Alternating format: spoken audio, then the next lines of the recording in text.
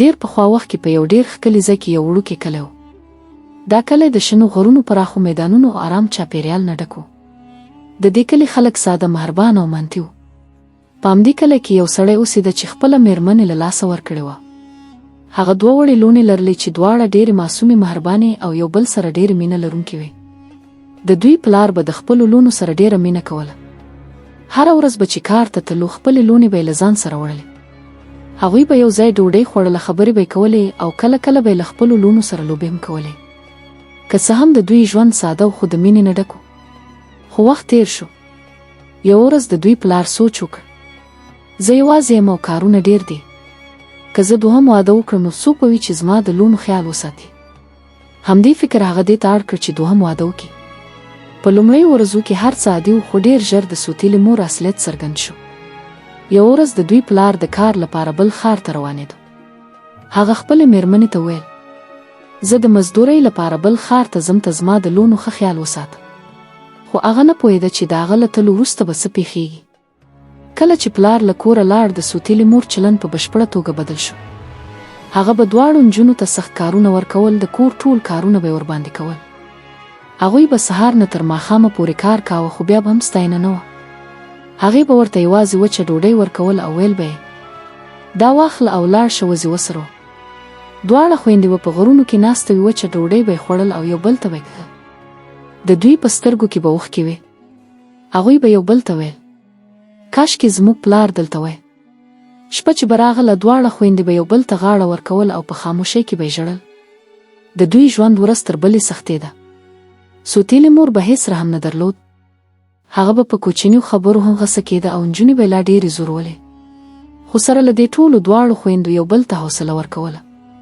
هغوی به ویل، موږ باید صبر وکړو. یو وخت به دا حالت بدل شي. همدا صبر او مینه وه چې هغوی یې ژوندي ساتلې وې. وخت تېرېده.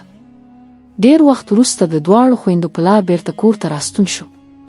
کله چې هغه کور ته راغی، سوتیلې مور یې سمدلاسه شکایتونه پیل کړل او ویې ویل، ستا لوڼې زما هېڅ خبره نه مني، هره ورځ له کوره وځي او تر ماښامه بېرته راځي، او که زه ورته څه ووایم نو پر ما غوسه کېږي. دا ټولې خبرې دروغ وې، خو پلار پرې باور وکړ. د هغه زړه له غوسې ډک شو. په همدې وخت کې دواړه خویندې د وزو د سرولو لپاره بهر تللې وې. سوتیلې مور بیا ویل، وګوره اوس هم د ګرځېدو لپاره وتلې دي. پلار ډېر غوسه شو. په کور کې د هغوی انتظار ته کښېناست. ماښام چې دواړه خویندې بېرته راغلې، پلار هېڅ ورته ونه ویل، خو په نرم غږ یې ویل، تاسو دواړه تیار شئ، زه غواړم تاسو له ځان سره یو ځای ته بوځم. دواړه خویندې ډېرې خوشحالې شوې. هغوی فکر وکړ چې پلار یې بېرته راغلی او اوس به ورسره خوشحال وخت تېر کړي. دواړه د پلار سره روانې شوې، خو لاره د کلي نه بلکې د ځنګل پر لور وه. کله چې هغوی د ځنګل منځ ته ورسېدل، پلار ویل، راځئ لږ استراحت وکړو. زه دلته کښېن، تاسو لاړ شئ او ښکلي ګلان راټول کړئ. خویندې په خوشحالۍ د ګلانو لټون ته ولاړې. خو کله چې بېرته راغلې، پلار یې هلته نه و. هغوی پوه شوې چې پلار یې پرېښودلی دی. دواړه خویندې ډېرې وېرېدلې او خفه شوې. شپه رانږدې کېده او هغوی یوازې وې. په ژړا ژړا هغوی د ځنګل په منځ کې روانې وې، تر دې چې یو زوړ کچکور یې ولید. دواړو ویل، کېدای شي دلته څوک اوسېږي. کله چې هغوی کور ته ننوتې، هلته هېڅوک نه و. نو هغوی پرېکړه وکړه چې همدلته پاتې شي. ورو ورو هغوی د خپل ژوند لپاره هلته مبارزه پیل کړه. ښکار به یې کاوه، خواړه به یې برابرول او په همدې کچکور کې ژوند تېراوه. وخت تېر شو. دواړه خویندې لویې شوې او ډېرې ښکلې شوې.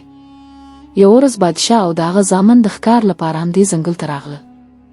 یو شهزاده له خپلو ملګرو جلا شو او د ښکار پسې ولاړ. هغه یو خرګوش ونیو، خو نه پوهېده چې څنګه یې پخ کړي. ناڅاپه یې له لرې نه هماغه کچکور ولید. هغه ورغی، دروازه یې وټکول او دواړه خویندې ولیدې. شهزاده وویل، مهرباني وکړئ دا خرګوش راته پخ کړئ، زه ډېر وږی یم.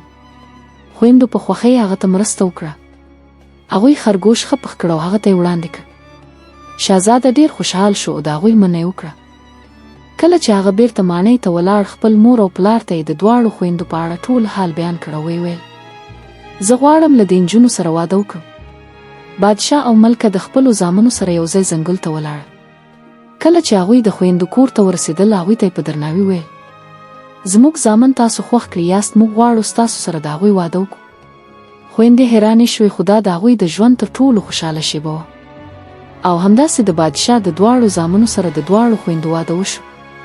له هغې ورځې وروسته د هغوی ژوند بدل شو. هغوی چې یو وخت په غم او سختیو کې وي، اوس په عزت، مینه او خوشحالۍ کې ژوند کاوه. د کیسې سبق: صبر، زغم او نیکي هیڅکله ځای نه ځي. الله تعالی هر مظلوم ته یو ورځ عزت او خوشحالي ورکوي.